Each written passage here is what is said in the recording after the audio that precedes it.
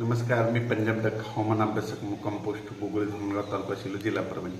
आज आहे 4 ऑगस्ट 2024.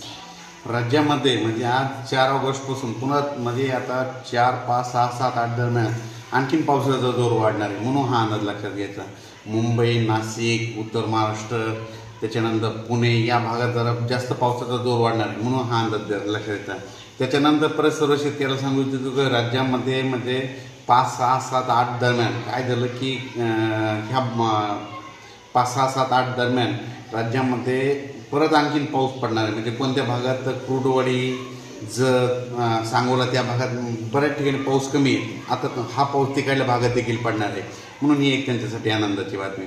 परत सर्व शेतकऱ्याला सांगू इच्छितो की राज्यामध्ये आता म्हणजे आज आहे 4 ऑगस्टपासून राज्यामध्ये जवळपास 10-12 ऑगस्टपर्यंत पाऊस असा चालू राहणार आहे. दररोज भाग बदलत पडणार आहे, म्हणून हा अंदाज लक्षात घ्यायचा.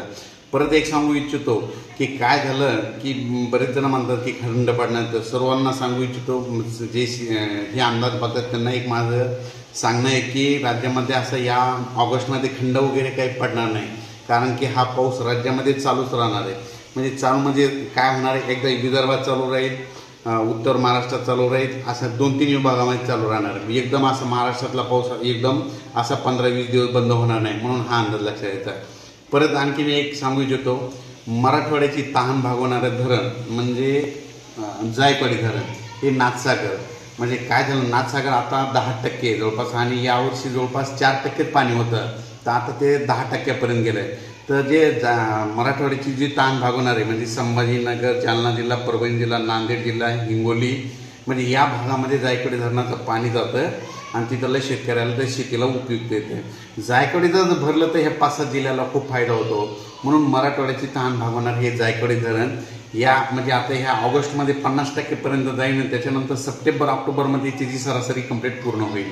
म्हणून हे अंदाज म्हणजे खास करून ही आनंदाची बातमी आहे, कारण की आता राज्यामध्ये पाऊस आता उत्तर महाराष्ट्राकडे वाढतच जाणार आहे. उत्तर महाराष्ट्रात पाऊस वाढला की तिथले धरणं जवळपास भरलेले आहेत, त्यांचं पाणी सोडावं लागणार आहे, त्याच्यामुळे ते पाणी जायकवाडीकडे येणार आहे. म्हणून ही मराठवाड्यातल्या शेतकऱ्यासाठी खूप आनंदाची बातमी.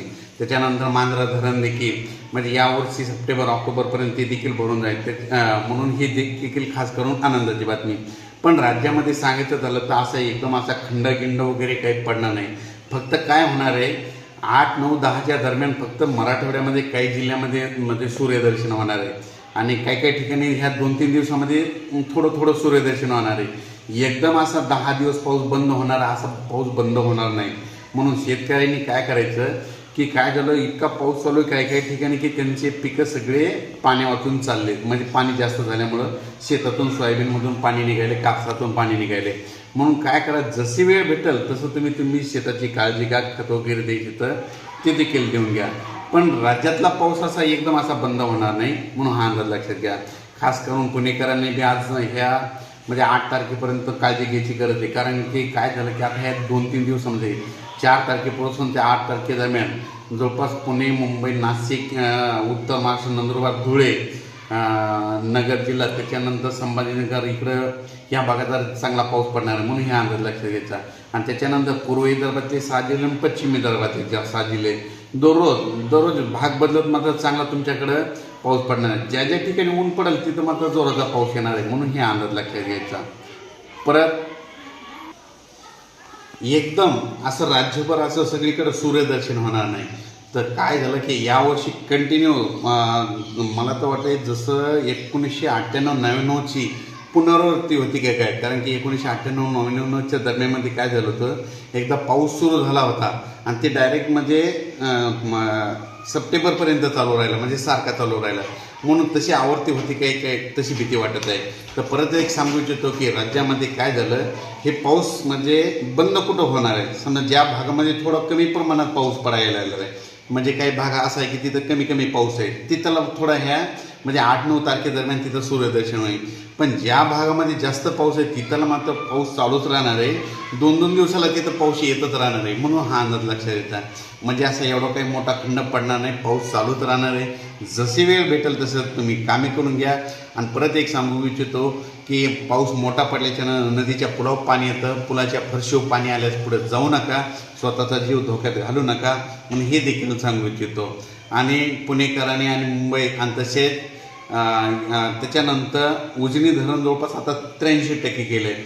आपण 9 जूनला एक पंढरपूरच्या कार्यक्रमात सांगितलं होतं की यावर्षी उजनी धरण 100% भरणार आहे. तर उजनी धरण जवळपास मायनस असून आता प्लसमध्ये 83% गेलं आहे. तर उजनी धरण आता आणखी 2-4 दिवसात भरतंय. 2-4 दिवसात भरल्याच्या नंतर म्हणजे 8 तारखेपर्यंत भरून जाईल. मग त्याचं पाणी सोडावं लागणार. त्याचं पाणी भीमा नदीत सोडावं लागणार. मग भीमा नदीत पाणी सोडलं तर नदीकाठचे सर्व शेतकऱ्यांनी ज्यांची पाईपलाईन असेल, ज्यांची स्प्रिंकलरचे पाईप असेल, मोटरी असेल, तुम्ही तुमच्या सुरक्षित तरी काढून घ्या. कारण की धरणाचं पाणी सुटणार आहे, त्याच्यामुळं तुमचे पाईपलाईन वाहून जातील. म्हणून ही खास करून काळजी घ्यायची गरज आहे. अचानक वातावरण बदल झाला तर लगेच एक मेसेज दिला जाईल. धन्यवाद.